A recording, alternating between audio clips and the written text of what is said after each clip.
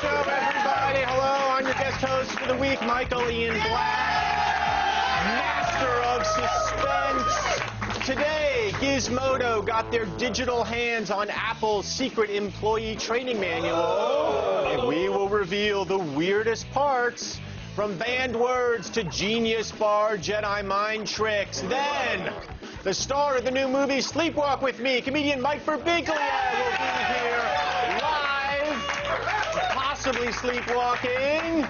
Candace is playing hooky today. She is this close to finishing 50 Shades of Grey. So, joining me, Sarah Underwood. Hi, Sarah. Hey, Michael. I'm sad Candace isn't here, but I'm kind of excited to host with you today. I'm thrilled. Now, Sarah, I have to tell you, right before the show, I got a tweet. It's from Touch of Evil 00. Hi, Mike. Can you please try to get Sarah to show some armpit on today's AOTS? This guy has been asking me for months, me and Candace, to show our armpit. Well, I mean, he's a viewer. He's a loyal viewer. Right. Show a little pit. I will show you. All right, I'll show you pit, but I'm going to warn you, I have a giant lump. Armpit, probably not good. Sarah, I'm not a doctor. I think you should get that looked at. I will. So you're going to get an armpit and you're going to get a lump. Can you see my lump in here? It's too bright. Put it right there. It's a lymph node, I I'm think. probably You're going to die. Well, look how white my armpit is to my face. All right. Did that do it for you? 0, 0? Okay. All right. Now, I've got a crutch fight in Times Square, a horrible Russian prankster, and an energy drink that may be contagious, all on Around the Net. Yes. And we'll take a look at X-Men director Bryan Singer's creepy and new digital series, H+. But for now, let's go back to Michael. Thank you, Kitty McPitty. Starting today with hot new aviation news. The FAA, you know, those are the people who teach us how to put on seatbelts on airplanes. They're asking everyone from passengers to pilots to people who make iPads about that most important of questions. If I use my Kindle during takeoff, will I really crash the airplane?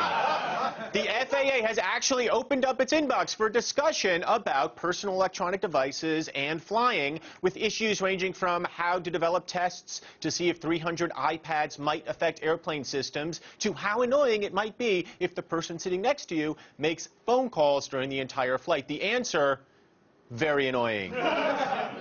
You can tell the FAA what you think via email or an online submission form. The FAA has also put its mailing address and fax number online too, but I don't know what a fax machine is, because it's not 1996. Hopefully, though, this will help the FAA find out that the only iPad-related crash would be the Netflix app when it tries to connect with the plane's crappy Wi-Fi.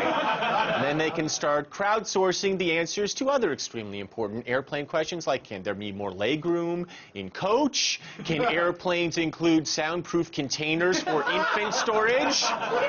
Can you please not give me food poisoning? And most importantly, can I fly the plane?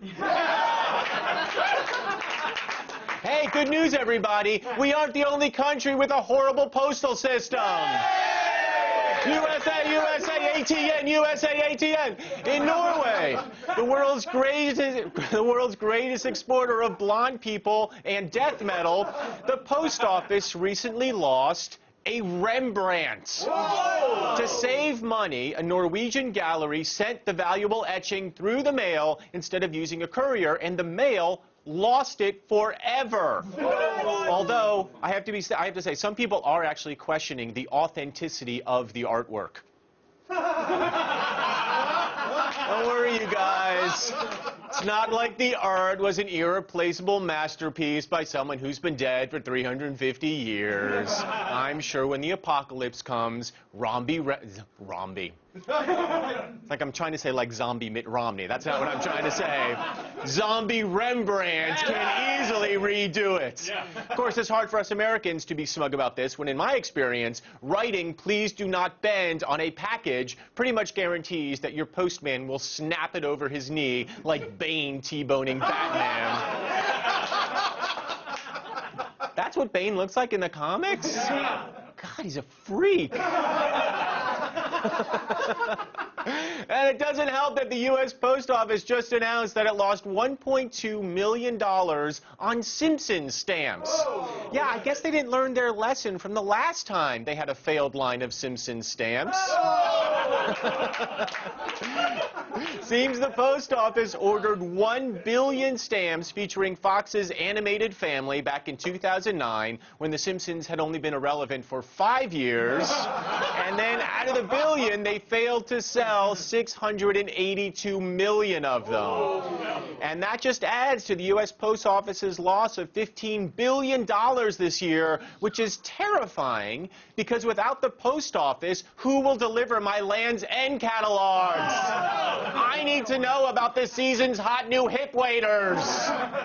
But now, for everyone wondering why exactly the Post Office is losing so much money, we go outside to the beautiful Sarah Underwood for a live demonstration. Sarah, can you hear me? Yes, hi, Michael. Hi, Sarah. Hi. All right, here's a postcard. Okay, I'm going to drop it in the mailbox. All right, and now I'm going to text you. Okay? Okay, tell me which gets to you first. The text message. I got the text message first. Okay, And good. yes, Good to know, Sarah, Michael. I will go roller skating with you. Thanks. Tell me, Sarah, are there any updates on the postcard that you sent? No, there's not. Actually, oh wait, I think I see a mail carrier. Oh, yeah. Well, that explains it, doesn't it? Thank you, Sarah. Very informative demonstration. Many old-school political pros have wondered how to get the Xbox generation more involved in politics. Well, now it seems they found a solution. It's, get this, putting politics on the Xbox. Frankly, I'm surprised it took this long. Xbox Live, mostly known for its coarse language, sexist attitudes, and relentless hate speech, seems like the perfect place for modern politics. Late last week, the Election 2012 Hub launched on Xbox Live, giving anyone with a gold membership access to top political stories from NBC News, live polling, in-depth explanations of major issues, and broadcasts of the presidential debates and both parties' conventions, which start today. You can even register to vote from your couch without wearing pants. That is the worst Photoshop I've ever seen. It looks like I'm on like a baby's body or something. God. Is that even human? I mean, look at that. During the live events, viewers will be able to register their opinions in real time using their Xbox controllers or with Kinect gestures. A thumbs up during a speech or debate indicates approval, and based on the things I hear during Modern Warfare death matches, I'll assume a negative response is registered via a middle finger, screamed ethnic slurs, or mimed masturbation. Or actual masturbation. The internet has been promising to change elections for a long time now, and maybe this is the year it actually does it. Twitter has a real-time political index that rivals the Gallup poll. YouTube has its own election hub with key speeches and live streams. And now you can even text campaign donations to candidates. It's so easy. The only excuse for not voting now is your own crippling laziness and your belief that money has so corrupted our democratic process that your vote is essentially meaningless. Still ahead, Sam Biddle from Gizmodo reveals Apple's secret employee training manual. What are the banned words in the Apple Store? He'll tell you.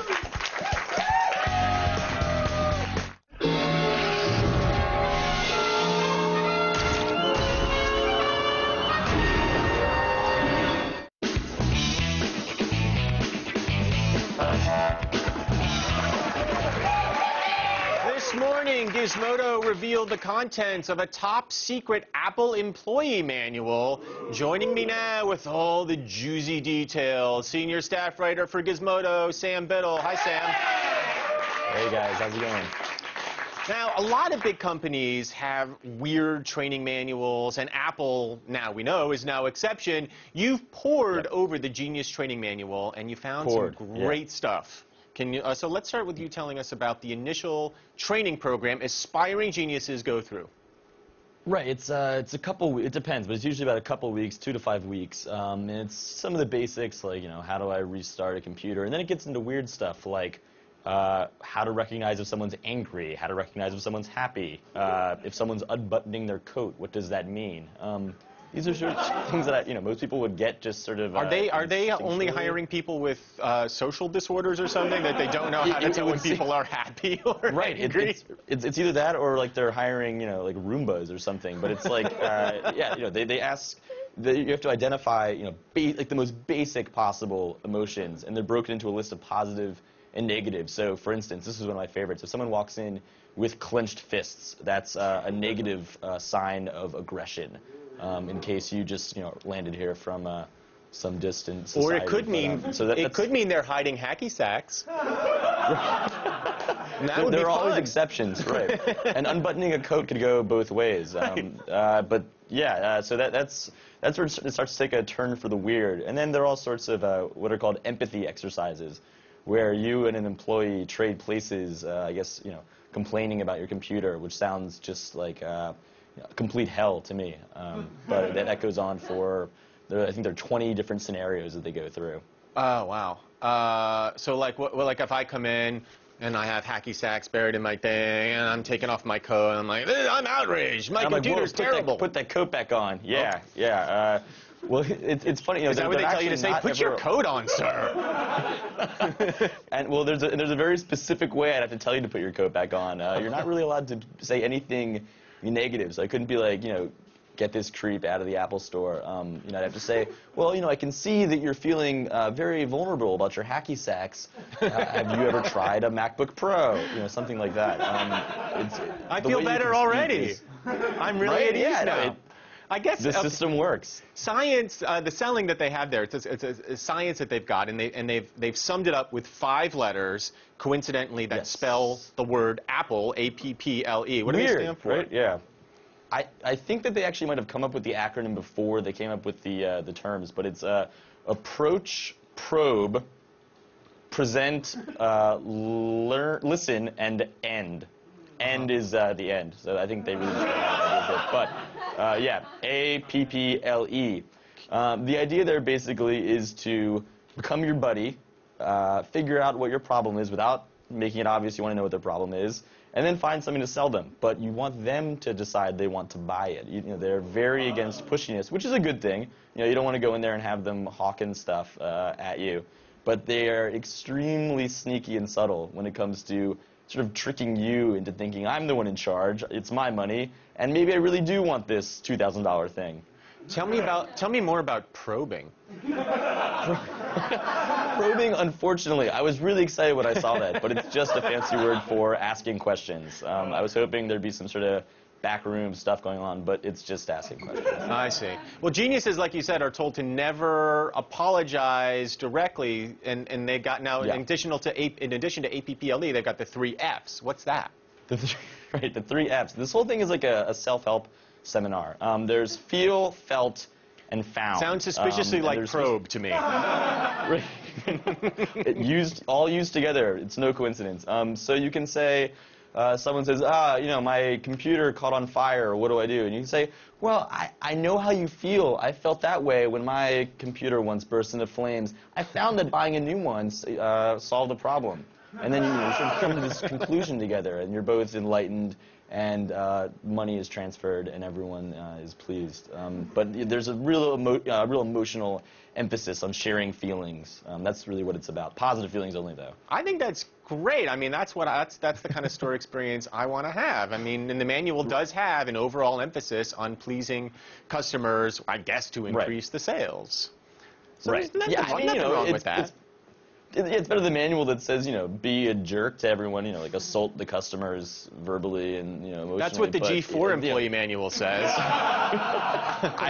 Believe me, I found out as soon as I walked in here. Yeah. But, at the end of the day, they're still trying to sell stuff, right? It's a store. And so the whole we're your best friend, camp counselor act is an act. But it's a nice act. Don't tell me that. I'm so disappointed. Well, thank you, Sam Biddle from Gizmodo. My pleasure. Let's go over to Sarah. Thanks, Michael. Still ahead, today's Around the Net stars some real jerks. A Russian prankster and a Times Square bum fight. Stick around.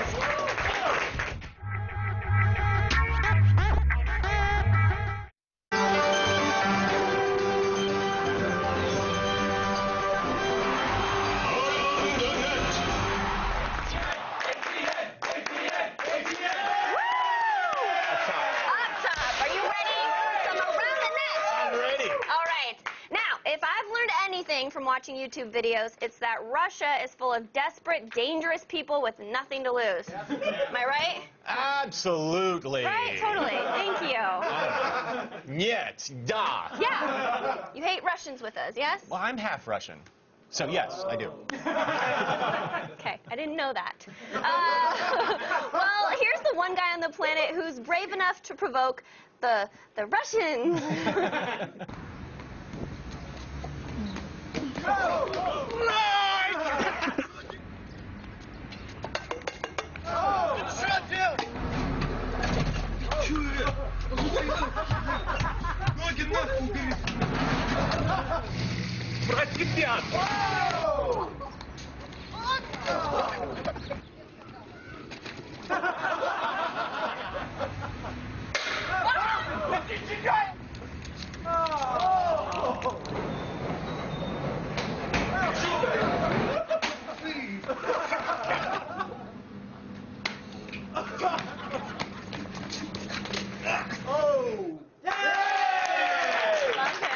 The sad part, that guy's walking around free while the band Pussy Riot is rotting in a gulag. That's so true. That makes no sense.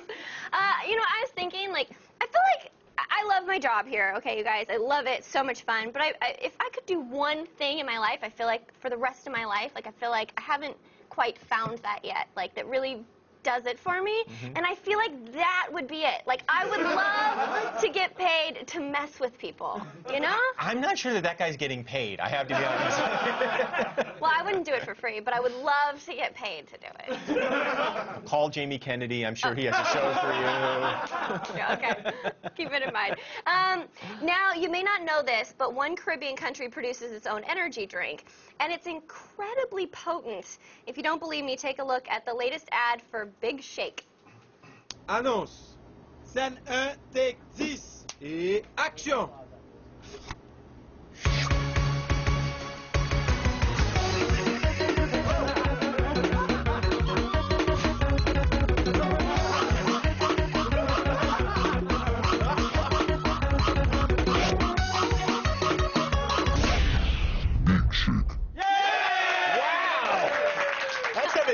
Like you said. Seriously. Now you were able to actually get us some Big Shake. Big Shake. So let's see if this stuff actually yeah. works. Oh my gosh.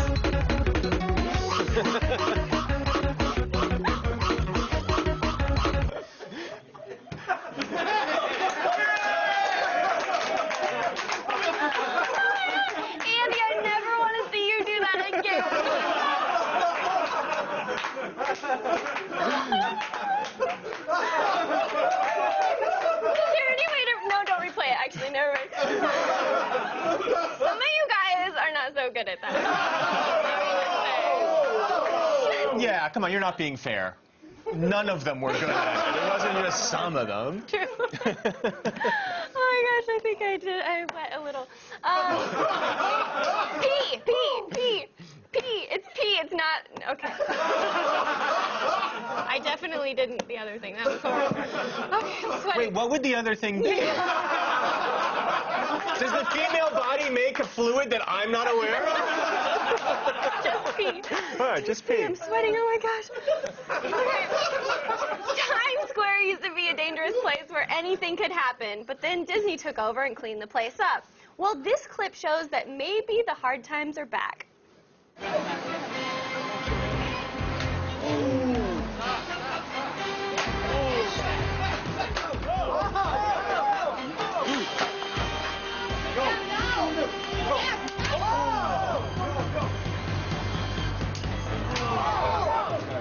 No, do you Dude, you're gonna get in on this? Are you retarded? Bro, what are you doing? You're gonna get hit with the crutch, bro. God. I have to say, the first thing that strikes me about that clip is clearly that guy, he doesn't need crutches. He's just swinging those things. He's fine. Yeah. Now, I'm sure there's only one way to make that video better.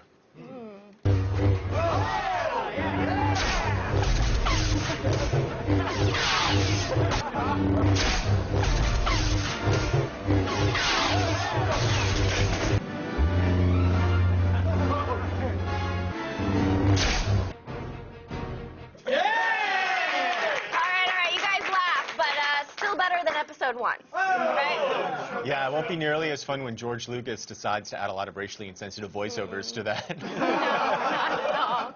You know what's funny is, like, those guys, they're clearly crazy homeless people, right? Like, well, I'm sorry if you're not, but you should probably dress better. I'm pretty sure that they are. But, I mean, you put lightsabers in their hands.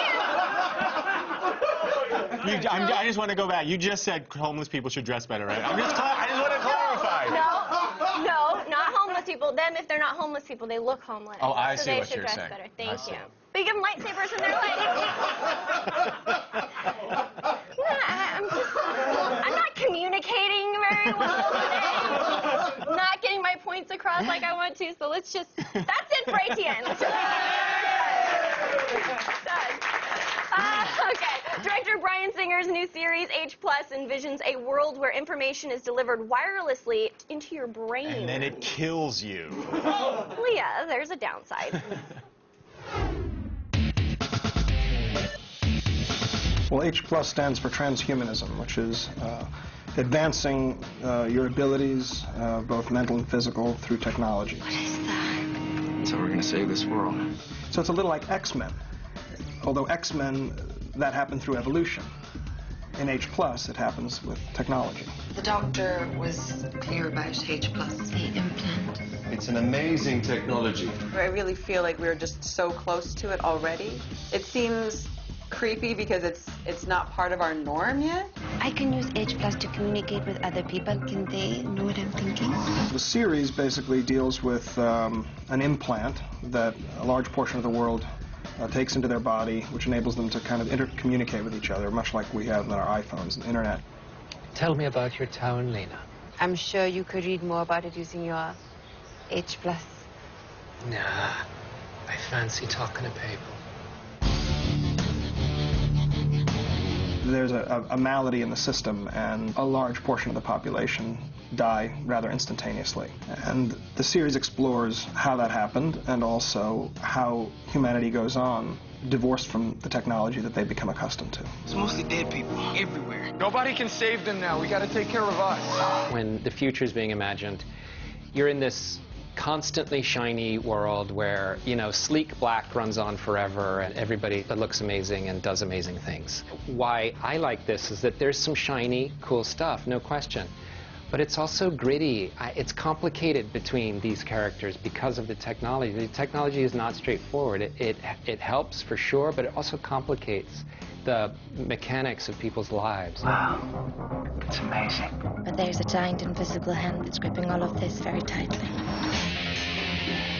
And it's told in a kind of non-linear fashion, small 3 to 6 minute episodes, and through the observation of these episodes, you'll eventually piece together a story and a reason and understanding of what happened.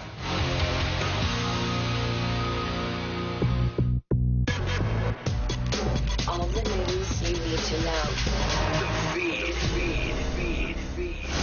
It's Tuesday, August 28th, and here are your top stories. First up, I've got some entertainment news to tease you with. A few leaked photos from the set of Thor: The Dark World have revealed some massive sets. It appears that this film may have a very different look than the first. Fans are saying this might be the homeland of the Dark Elves, who will be this movie's villains. Whatever it is, it looks badass. Next, George Lucas is bringing Star Wars back to the big screen. Right now, he's working on converting 2 of the epic films, Attack of the Clones and Revenge of the Sith, to 3D, and plans to have the films in theaters next fall. And the Wii U is rumored to be hitting store shelves November 18th. Game bloggers at Kotaku say the date was listed in a presentation delivered at a GameStop management conference earlier this week. Nintendo still hasn't officially confirmed anything, and a rep from the conference said the November date was for Wii peripherals for Epic Mickey 2, but a lot of industry insiders think there's truth to these rumors given Nintendo's history of launching systems towards the end of November. Now, researchers have released some interesting findings on a 40-year-long study about the effects of smoking pot as a kid. Apparently, getting high at a young age can lead to a significant drop in IQ.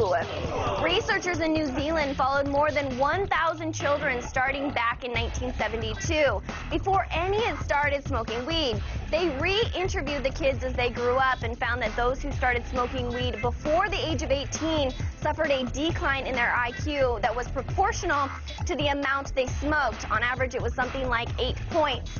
Calm down, the research team also kindly pointed out that marijuana doesn't have the same effect on adult smokers.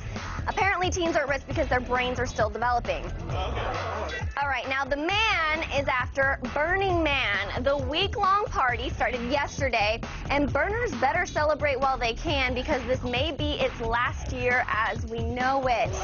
Yes, Black Rock City Desert in Pershing County, Nevada has been its home since 1991, but now the county is pushing to double the event's permit fees and pass ordinances that would regulate Burning Man activities, like forcing attendees to keep their clothes on by criminalizing public nudity. Now, obviously, all this goes completely against its radical free market, free expression culture, so organizers are pushing back by suing Pershing County.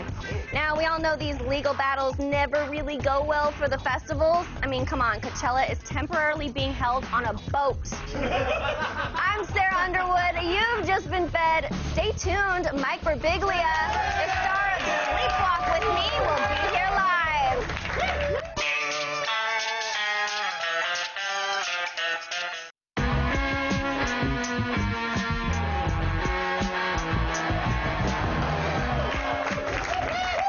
Our next guest, Mike Forbiglia, has a new movie and a sleep disorder. Here he is getting some comedy advice in his new film, Sleepwalk with Me. She wants me to do half hour. I only have like 10 minutes of material. I don't know what I'm going to do. Matt, we're bringing you on now.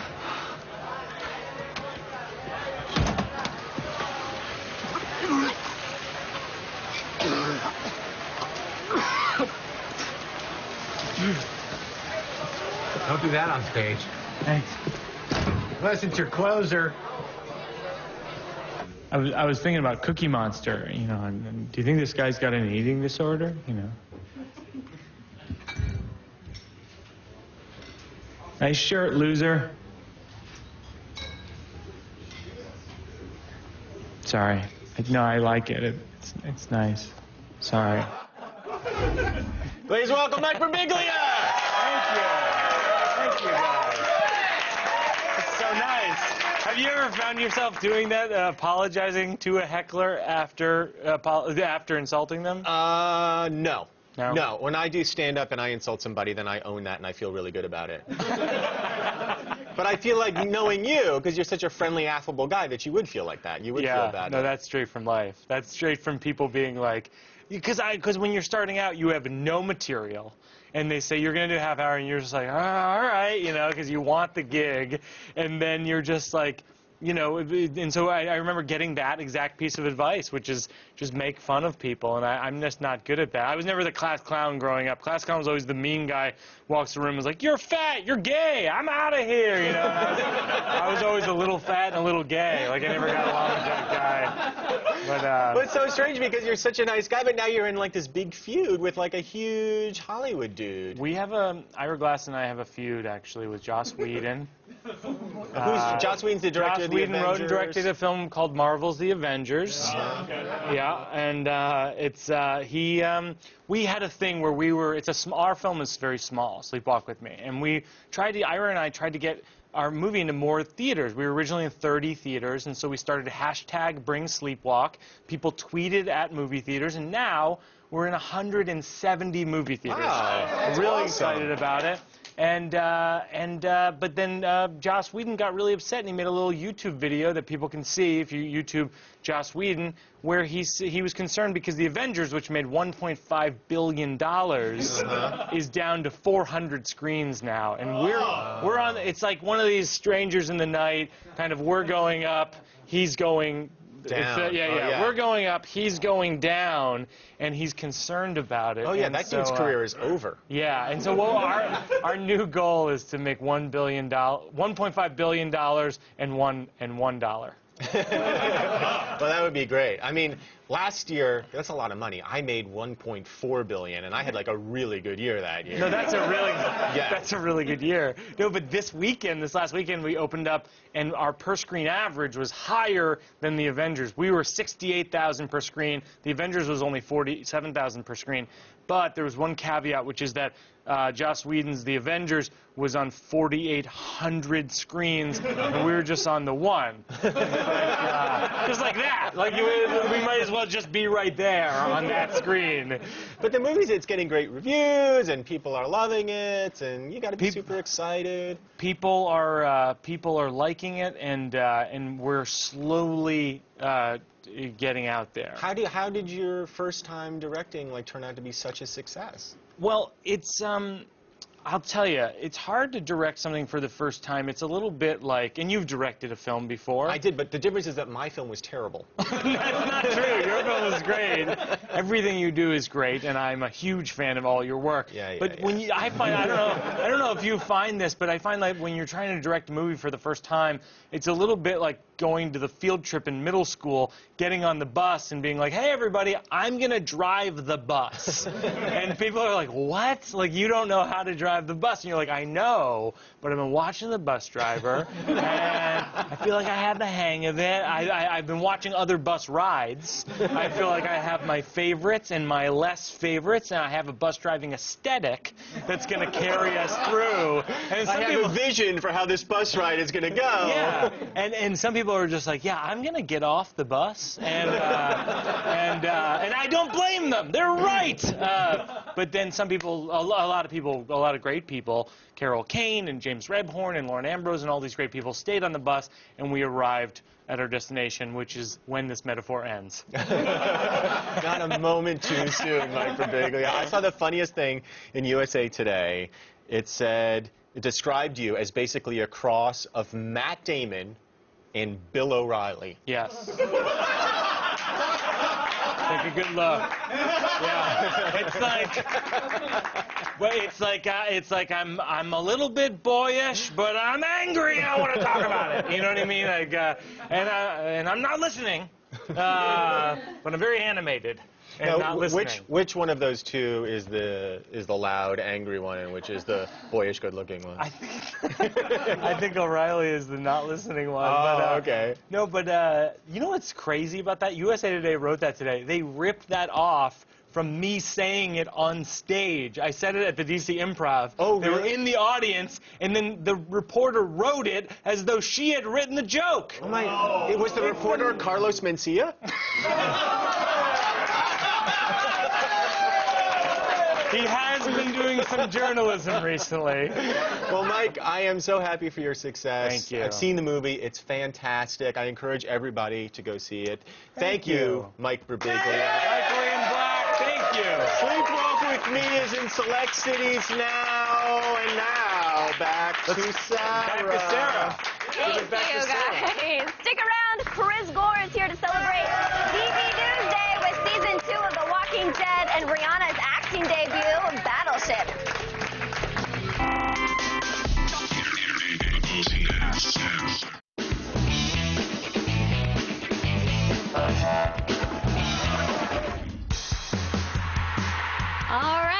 time to slap on a jersey, hike that pigskin, and get ready to rush the end zone because Madden NFL 13 has finally dropped. In this latest edition of the football franchise, rosters have been updated, the presentation has been overhauled, and gameplay has been tweaked to recreate the most realistic football experience to date.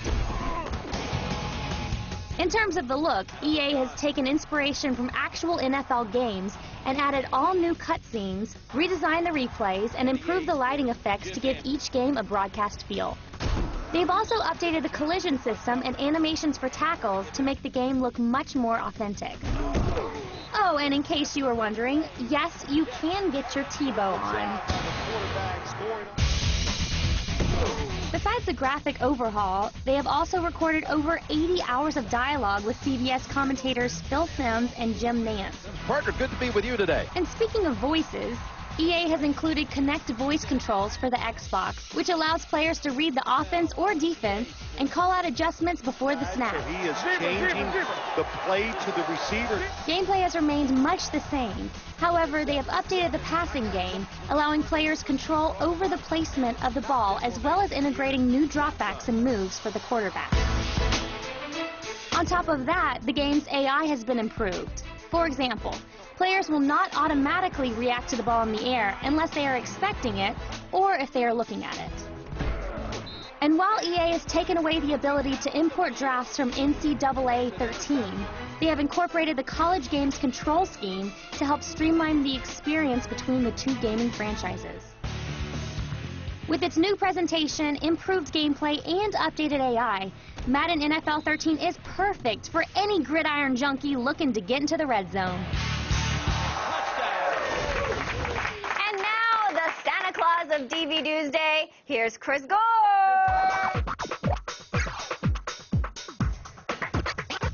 Now here he is. Welcome back, film expert Chris Gore. All right, what is up first? First, we have The Walking Dead, the complete second season. All right, and how do you think this season compares to last season? Well, I mean, a lot of people complain that it was slower moving, which is fine, but what's great about DVD, just watch them all at once.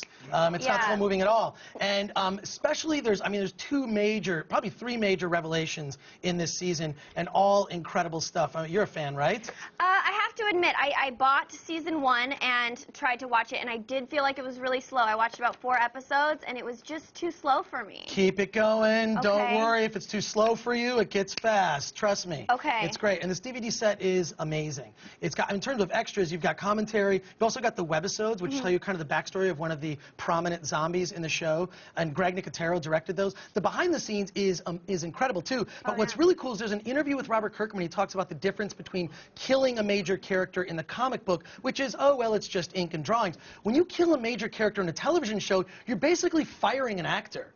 And he said it was way more personal to him when deaths of characters are discussed on the show, because then you're basically saying, well, goodbye, see ya, John Bernthal. You know, so it's just so cool they went into that much detail on the extras. Well, they got a new director for this season, right? Well, they got a new showrunner. Okay. Frank Darabont left, and the guy who does a great job. Yeah. But they've also got Greg Nicotero directing episodes now, which is I mean, he directed one of the key episodes when one of the major characters dies. Greg Nicotero directed that episode, and it was so good. And you think it's better, like having this new guy on board? I don't know. I just know I love the show. I love the first season. Love this season. Okay. To me, it's like as long as it has that core creative team, you know, the writers, and as long as Robert Kirkman is involved, I think that's what's important. All right. Now there's also a special limited edition version, right? It's very special. Todd McFarlane designed Zombie, which also not only does it hold your DVDs, it's a great place to keep an extra screwdriver. Oh. I often need a Phillips head. It's a toy one, but you can put a real one in there. Okay, way to be cheap, Walking Dead. What's the bottom line? The bottom line is buy it. It's great. All right, what's our next DVD? Battleship. Okay, I gotta say, I don't recall any giant aliens in the board game. So what's this about? Well, hit Sarah Underwood. That's what I would say to that. Sorry, but look, the weird thing is this is basically a less homoerotic Top Gun, is what this is. It's guys posturing, and Taylor Kitsch, who I happen to like, from John Carter, Alexander Skarsgård, of course, from True Blood. So it's got a decent cast, and you know, I didn't see it in the theater, I will admit. I never saw it in the theater, but you know, your expectations are kind of lowered when you see it on DVD, and it's just dumb. It's just battleships fighting aliens, and I didn't even recognize Rihanna in this too. Rihanna's in it, and I'm not even a fan of her music. I like one of her music videos. Guess which one? But she is great in it. So let's just say this. It's incredibly stupid, which also translates to kind of fun. Rihanna is great in it. Rihanna's really good. So hard to believe. Okay. Oh, believe it, Sarah Underwood. Believe it. What's the bottom line, Chris? Bottom line is Rent It. Okay. Rent. Okay. I wasn't expecting that. Unexpected. Yes, I wasn't either. All right. Well, what else do you have to check out? Starship Troopers Invasion. Okay. Oh my gosh, I have to say I loved Starship Troopers. One of my favorite movies. Now, this animated sequel picks up from the story of the first Starship Troopers movie, right? Yes, it does. It's directed by the guy who did Appleseed, Shinji Arakami, and it's incredible. He also brought back Casper Van Dien. Actually, you know, he brings back Johnny Rico. He plays Admiral Rico in this. Oh, I love Rico. It's not for kids. Everyone thinks, oh, animation. You know, it's you know, for kids. No, it's not. I mean, what's cool about this is it definitely captures the spirit of the original Starship Troopers in terms of the humor, and there's also a fair amount of digital nudity, which was really unexpected in it. And male or female? Well, female. Wait, you were just about to show the bit. All right, I'll take it. But the story is actually really cool about a ship that is filled with bugs headed straight for Earth, and they have to shoot it down. Love it. It's a lot of fun. What's the bottom line? Bottom line is Rent It, and it's also loaded with extras. All right, Rent. Thanks, Chris. For more gore, check out his Pod Crash podcast on iTunes.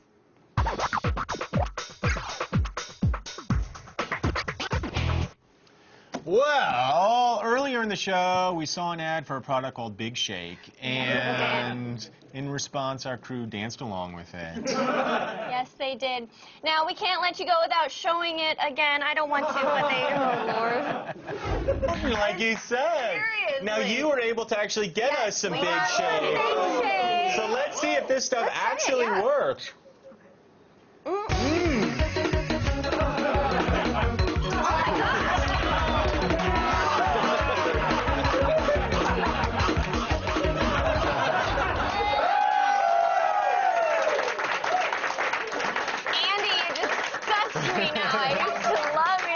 You get the feeling some of these guys haven't used their pelvises in a very long time. Have any of you had sex before?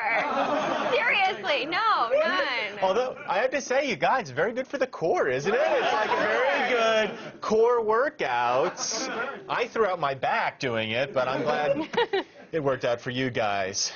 Yeah, I wouldn't say work out, but they did it. They did it! Thank you, you guys, for participating. That is Attack of the Show. Thanks to all our guests, Mike Forbiglia, Chris Gore, Sam Biddle, Sarah Underwood. Thank you so much for... We have a huge problem here at Fuel TV. There is way too much live programming on, and sometimes it overlaps. No need to worry though, we've got you covered with Viewer's Choice. All you have to do is press the red